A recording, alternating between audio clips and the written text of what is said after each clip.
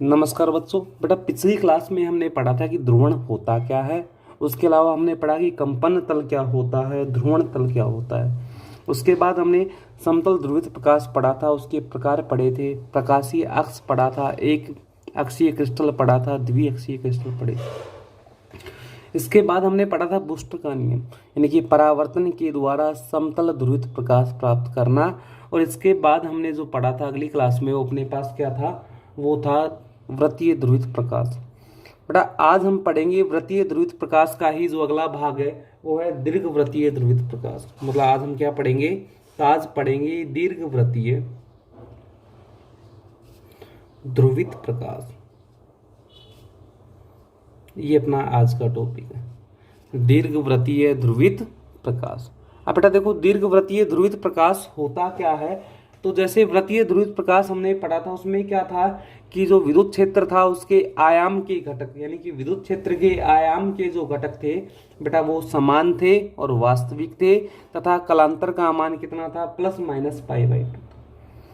लेकिन दीर्घवृत्तीय ध्रुवित प्रकाश में क्या होते हैं अपने पास, जो अपने पास विद्युत क्षेत्र है,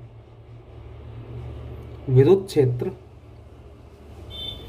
के आयाम के घटक,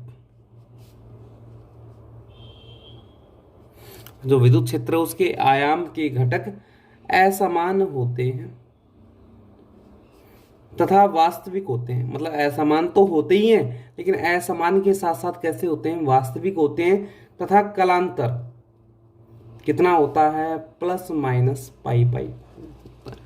मतलब अपने पास दीर्घवृत्तीय ध्रुवित प्रकाश में होगा क्या कि ऐसा प्रकाश जिसके लिए विद्युत क्षेत्र के आयाम के जो घटक होते हैं वो असमान होते हैं तथा वास्तविक होते हैं, और इनके बीच जो कलांतर होता है वो कितना होता है, प्लस माइनस पाई/2 होता है। तो ये कौन सा प्रकाश कहलाएगा, दीर्घवृत्तीय ध्रुवित प्रकाश कहलाता है। अगर मैं बात करूं यहां पर विद्युत चुंबकीय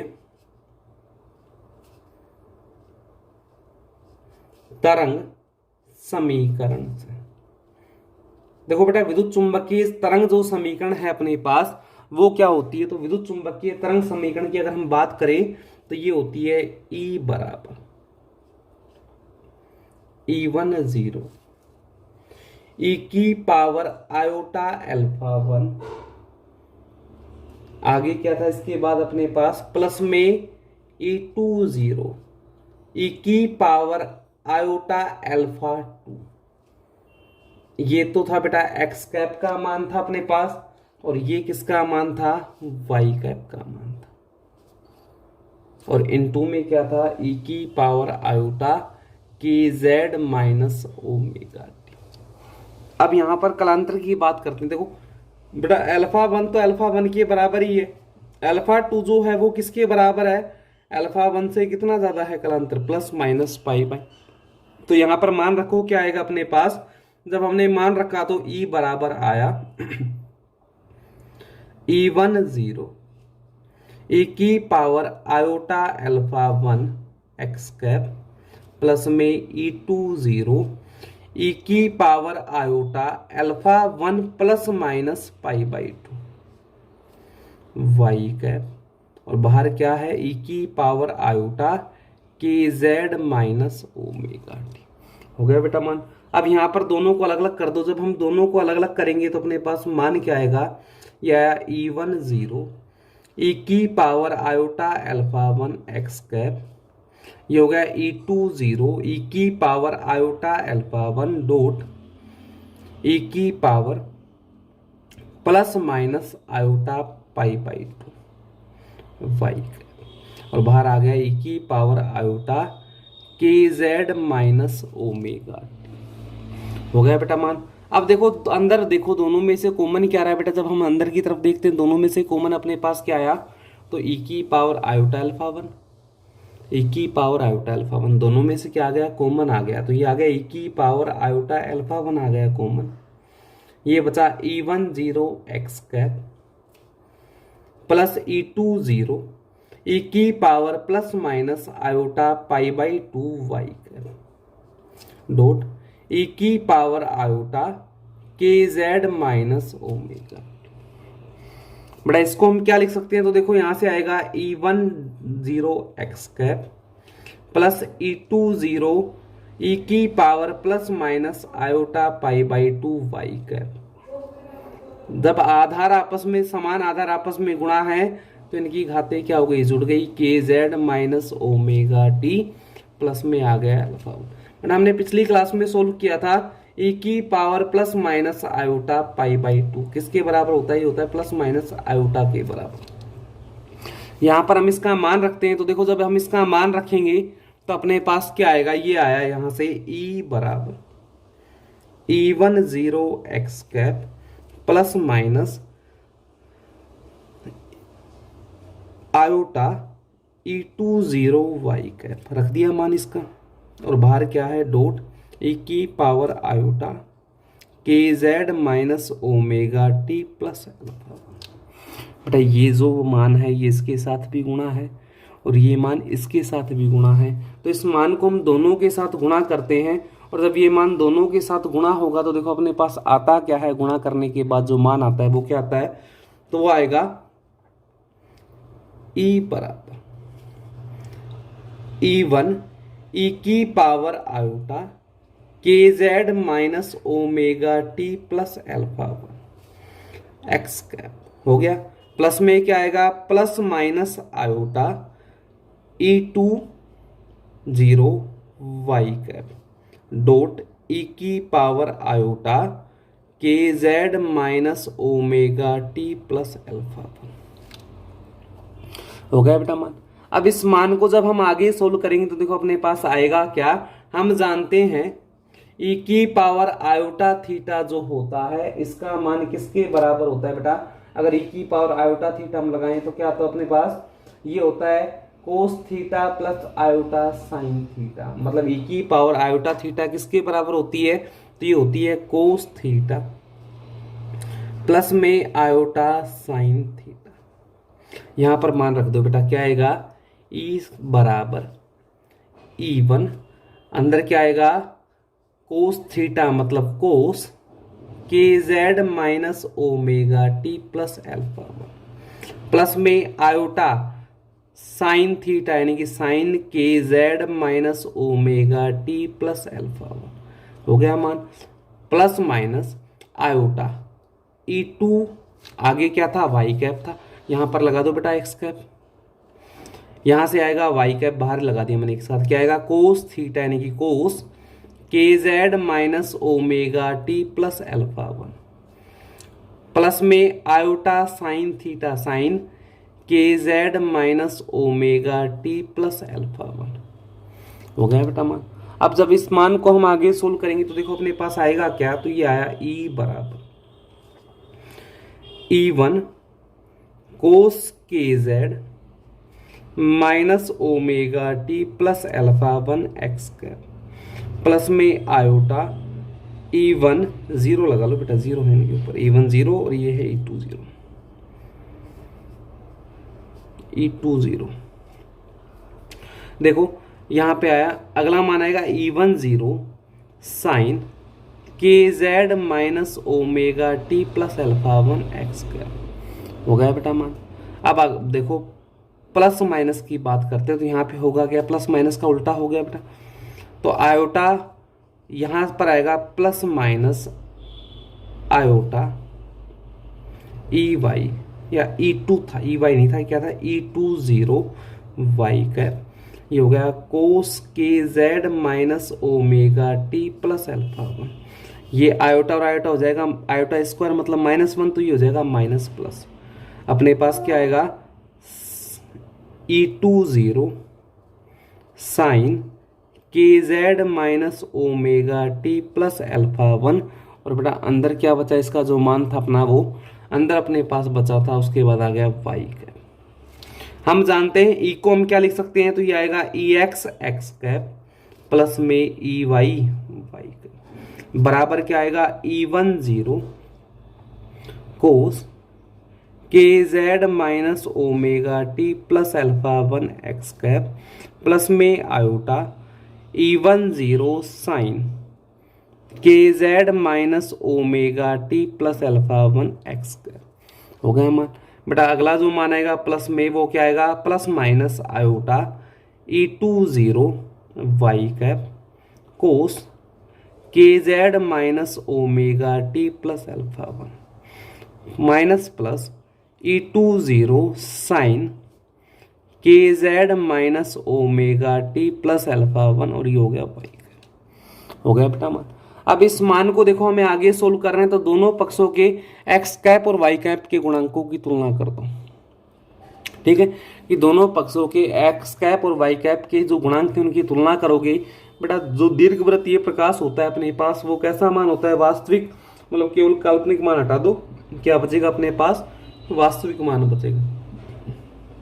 दोनों पक्षों के एक्स कैप व वाई कैप के वास्तविक गुणांकों की तुलना करने पर क्या आएगा बेटा, यह आया ई एक्स बराबर E10 कोस के Z minus omega T plus alpha. इसको दे दो समीकरण नंबर 1। ई वाई बराबर क्या है, माइनस प्लस है, कोई भी एक ले लो, वर्ग होगा उसमें प्लस हो जाएगा, माइनस ले लिया, E20 साइन के Z minus omega T plus alpha 1 समीकरण नंबर 2। बेटा करना क्या है, समीकरण 1 का स्क्वायर प्लस में 2 का स्क्वायर करने पर, या इसको पहले और आगे सोल्व कर लो इसकी बजाय, हम इसको थोड़ा सा और आगे सोल्व करेंगे तो बेटा अपने पास जो मान आएगा वो क्या आएगा, चलो 1 का स्क्वायर प्लस 2 का स्क्वायर यहीं पे कर लो। जब हम यहाँ पे करेंगे 1 का स्क्वायर प्लस 2 का स्क्वायर तो करो बेटा, हमने किया समीकरण 1 का स्क्वायर प्लस में 2 का स्क्वायर करने पर कर दो, यह आया अपने पास EX का स्क्वायर प्लस में EY का स्क्वायर। हो गया मान।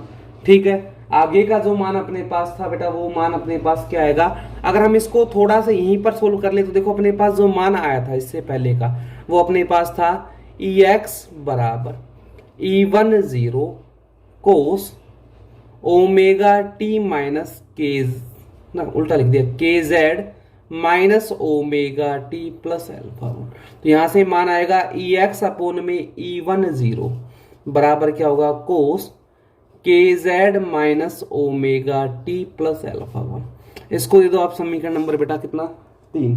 अब बात करते हैं समीकरण नंबर 4 की। तो समीकरण 4 में क्या आएगा, इसी प्रकार से अगला था वो क्या आएगा, EY अपोन में E20 बराबर साइन के Z minus omega T plus alpha 1। ये हो गया समीकरण नंबर 4। अब बेटा इनका कर दो, समीकरण 3 का स्क्वायर प्लस 4 का स्क्वायर करने पर क्या आएगा अपने पास, EX स्क्वायर अपोन में E10 का स्क्वायर, EY स्क्वायर अपोन में E20 का स्क्वायर बराबर कोस स्क्वायर के Z minus omega T plus alpha 1 plus में साइन स्क्वायर, क्योंकि माइनस का वर्ग क्या होगा बेटा, प्लस हो जाएगा अपने पास, के Z minus omega T plus alpha.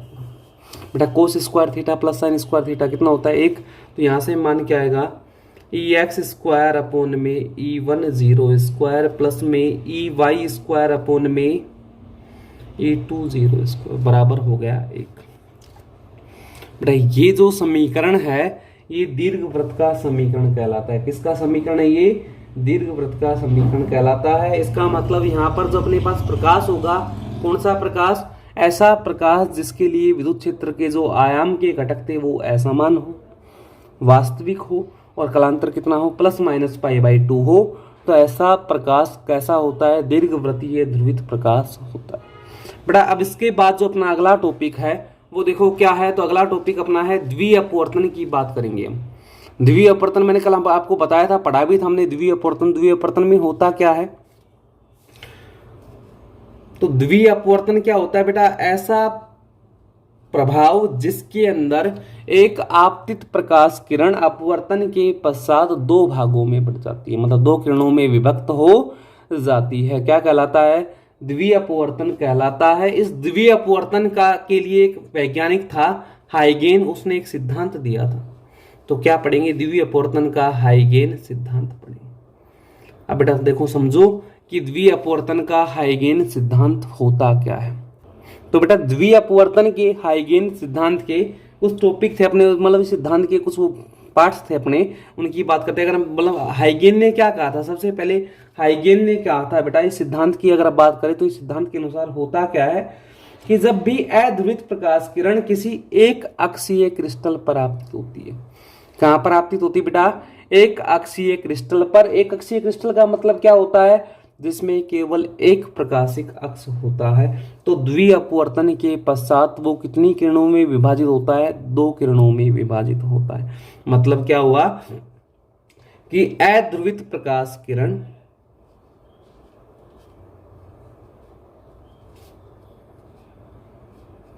एक अक्षीय क्रिस्टल पर क्या होती है, आपतित होती है। तो अपवर्तन के पश्चात कितनी किरणें प्राप्त होती हैं, 2 किरणों में विभक्त होती है। ये था बेटा इसका पहला। अगर बात करें बेटा, 2 किरणें होती हैं अपने पास, एक तो होगी कौन सी किरण होगी, ओ किरण यानी कि साधारण किरण, एक होगी ई किरण जो कैसी होगी, असाधारण किरण होगी या असामान्य किरण होगी। ओ किरण जो होती है वो अपवर्तन के सभी नियमों का पालन करती है और ई किरण अपवर्तन के नियमों का पालन नहीं करती है। तो देखो ओ किरण की हम बात करते हैं बेटा, जो साधारण किरण होती है अगर उसकी बात करें, उसका वेग सभी दिशाओं में समान होता है। इसका जो वेग है वो कैसा होता है, सभी दिशाओं में समान होता है। और वो कितना होगा, बी ओ से लिखेंगे बेटा उसको, हो गए। अब बात करते हैं असाधारण, और जो ये तरंगाग्र बनाती है, ओ किरण जो तरंगाग्र बनाती है वो कौन सा तरंगाग्र होता है बेटा, गोलीय तरंगाग्र का निर्माण करती है। एक तो इसका जो वेग होता है वो सभी दिशाओं में समान होता है, और ये किसका निर्माण करती है, गोलीय तरंगाग्र का निर्माण करती है। अब आते हैं असाधारण किरण, मतलब ई किरण की बात करते हैं नंबर 3 पे। ई किरण के लिए होता क्या है बेटा, जो असाधारण किरण होती है उसका वेग जो होता है वो, अगर मान लो प्रकाशिक अक्ष की बात करते हैं, किसकी बात करते हैं हम, प्रकाशिक अक्ष की। तो प्रकाशिक अक्ष के समांतर तो कैसा होता है, समान होता है। और अगर लंबवत की बात कर लें तो लंबवत दिशा में या लंबवत अक्ष पर कैसा होता है, अलग अलग होता है। मतलब असाधारण किरण का जो वेग होता है वो प्रकाशिक अक्ष के जो समांतर होता है, तो प्रकाशिक अक्ष के अनुदिश कह दो या समांतर कह दो, तो समान होता है। किसके समान होता है, ओ किरण के समान होता है। ठीक है, अगर मान लो लंबवत अक्ष की बात करते हैं, लंबवत दिशा में बात करते हैं, तो दोनों का अलग अलग होता है। मतलब ओ किरण का अलग होगा और ई किरण का कैसा होगा, अलग होगा। और बेटा जो ये तरंगाग्र बनाती है, ई किरण जो तरंगाग्र बनाती है वो दीर्घवृत्तीय तरंगाग्र होता है। दोनों हमने पढ़ लिए, गोलीय पढ़ लिया, वृत्तीय पढ़ लिया और दीर्घवृत्तीय पढ़ लिया, हो गया। अगर बात करता हूं मैं नंबर 4, जो इसका नंबर 4 अपने पास आएगा वो क्या है, देखो साधारण किरण मतलब कौन सी हो गई, ओ किरण। असाधारण किरण मतलब कौन सी हो गई, ई किरण। तो बेटा जो ओ किरण और ई किरण होते हैं, इनके तरंगाग्र की अगर हम बात करें, एक तो कैसा बनाती है, गोलीय तरंगाग्र, और दूसरा कैसा बनाती है, दीर्घवृत्तीय तरंगाग्र। तो इन दोनों के तरंगाग्रों की जब बात करते हैं, इन तरंगाग्रों के जो बिंदु आपस में स्पर्श करते हैं, ठीक है, इन दोनों तरंगाग्रों, इन दोनों रेखाओं के जो तरंगाग्र होते हैं, इनके जो बिंदु स्पर्श करते हैं, बिंदु क्या करते हैं, आपस में स्पर्श करते हैं। इन स्पर्श करते हुए बिंदुओं की अगर हम बात करते हैं, अगर इन स्पर्श करते हुए बिंदुओं को हम आपस में मिलाते हैं, तो बेटा जो रेखा हमें होती है वो रेखा क्या कहलाती है, प्रकाशीय अक्ष कहलाती है। कि जब भी हम ओ किरण और ई किरण के तरंगाग्रों को स्पर्श करते हैं, जो तरंगाग्र आपस में एक बिंदु पर स्पर्श करते हैं दोनों, उन बिंदुओं को मिलाने वाली रेखा क्या कहलाती है, हमेशा प्रकाशीय अक्ष कहलाती है।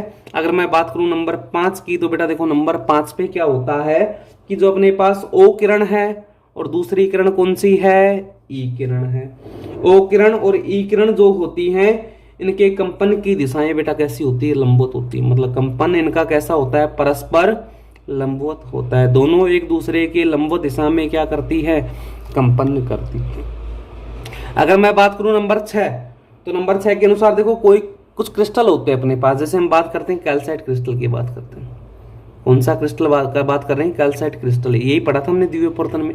एक कैल्साइट क्रिस्टल होता है, एक आइसलैंड स्पार क्रिस्टल होता है। तो बेटा कैल्साइट क्रिस्टल के लिए होता क्या है, देखो कि जो ओ किरण होती है उस ओ किरण का तरंगाग्र कैसा होता है, गोलीय होता है।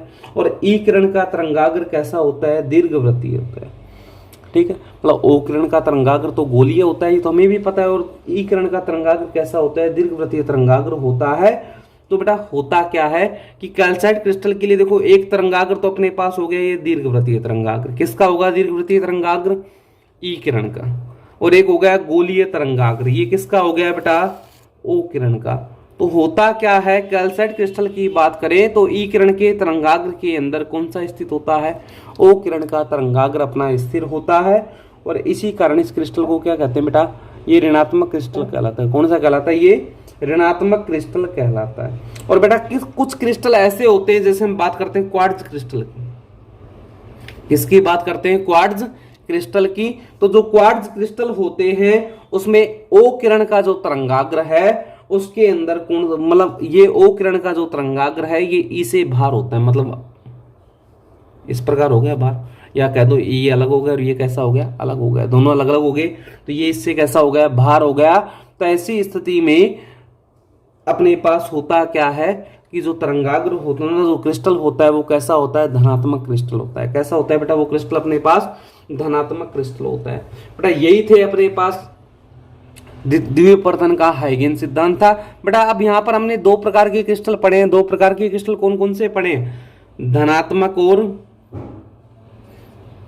धनात्मक क्रिस्टल नाम आया एक तो अपने पास, और दूसरा कौन सा आ गया, ऋणात्मक क्रिस्टल आ गया। तो हम अंतर देखेंगे कि धनात्मक और ऋणात्मक क्रिस्टल में अंतर क्या होते हैं। अगर मैं बात करूं धनात्मक क्रिस्टल की बात करता हूं, बेटा धनात्मक क्रिस्टल किसका बनता है, क्वार्ट्ज का बनता है। और ऋणात्मक किसका बनता है, कैल्साइट का बनता है। अभी हमने पढ़ा है। तो धनात्मक क्रिस्टल में होता क्या है, जो गोलीय तरंगाग्र होता है वो कहां पे होता है, बाहर होता है, अभी भी बताया था। और इसमें क्या होता है, गोलीय जो तरंगाग्र है वो कहां पे होगा, अंदर होता है। मतलब एक में तो गोलीय तरंगाग्र बाहर हो गया और दूसरे में गोलीय तरंगाग्र कैसा हो गया, अंदर। बेटा ये जो होता है अपना दूसरा, इसका अंतर बता रहा हूं मैं आपको कि धनात्मक क्रिस्टल के लिए अगर हम बात करते हैं तो जो VO लिख रहा हूं, मतलब कौन सी किरण का वेग हो गया बेटा, साधारण किरण का वेग हो गया। और VE लिख रहा हूं, ये कौन सी किरण का वेग हो गया, असाधारण किरण का वेग हो गया। तो धनात्मक क्रिस्टल की जब मैं बात करता हूं, धनात्मक क्रिस्टल के लिए साधारण किरण का वेग असाधारण किरण से ज्यादा होता है। और ऋणात्मक बेटा इसका उल्टा होता है, जो VE है इसका वेग किससे ज्यादा होता है, VO से। मतलब ऋणात्मक क्रिस्टल के अंदर ई किरण का वेग यानी कि असाधारण किरण का वेग साधारण किरण से कैसा होता है, ज्यादा होता है। अगर मैं बात करता हूं बेटा धनात्मक क्रिस्टल के लिए अपवर्तनांक की बात करता हूं, एक का अपवर्तनांक तो हो गया, साधारण किरण का अपवर्तनांक हो गया μO, और असाधारण किरण का अपवर्तनांक क्या हो गया, μE। तो दोनों अपवर्तनांकों के बीच की मैं तुलना करता हूं, तो बेटा इनका जो अपवर्तनांक होता है, असाधारण किरण का अपवर्तनांक हमेशा साधारण किरण के अपवर्तनांक से कैसा होता है, ज्यादा होता है। और ये किसके लिए होता है, धनात्मक क्रिस्टल के लिए। इसका उल्टा किसमें होगा अपने पास, तो ये होता है जो आपके पास साधारण किरण का अपवर्तनांक होता है, ये किससे ज्यादा होता है, असाधारण किरण के अपवर्तनांक से ज्यादा होता है। और ये किसके लिए होता है, ऋणात्मक क्रिस्टल के लिए होता है। अगला जो अगर मैं नंबर 4 की बात करता हूं बेटा, एग्जांपल लेता हूं, ये कौन सा क्रिस्टल आएगा, क्वार्ट्ज क्रिस्टल। होगा नहीं होगा भाई, धनात्मक क्रिस्टल कौन सा होता है, क्वार्ट्ज क्रिस्टल होता है। और ऋणात्मक कौन सा होता है, कैल्साइट क्रिस्टल। तो ये हो गए अपने धनात्मक और ऋणात्मक क्रिस्टल के अंतर हो गए। बट आप देखो अब तक तो हमने ये पढ़ा है कि वृत्तीय ध्रुवित प्रकाश क्या होता है और दीर्घवृत्तीय ध्रुवित प्रकाश क्या होता है। कल हम इनका प्रतिपादन करेंगे। प्रतिपादन का मतलब क्या होगा, उत्पादन करेंगे कि दीर्घवृत्तीय ध्रुवित प्रकाश कैसे प्राप्त किया जाता है और वृत्तीय ध्रुवित प्रकाश कैसे प्राप्त किया जाता है। बेटा यहां से कुछ समझ में आ रहा होगा, देखो कि जब वृत्त की बात करेंगे तो वृत्त के लिए देखो अपने पास कौन सी किरण होगी, ओ किरण प्रभावी होगी, और दीर्घवृत्त के लिए कौन सी किरण प्रभावी होगी, ई किरण प्रभावी होगी, क्योंकि जो तरंगाग्र बनते हैं, गोलीय तरंगाग्र या वृत्ताकार तरंगाग्र किसका बनता है, ओ किरण का बनता है, और दीर्घवृत्तीय तरंगाग्र किसका बनता है, ई किरण का बनता है। तो बेटा कल हम प्रतिपादन पढ़ेंगे कि कैसे इनको प्रतिपादित किया जाता है। ठीक है बेटा, थैंक यू।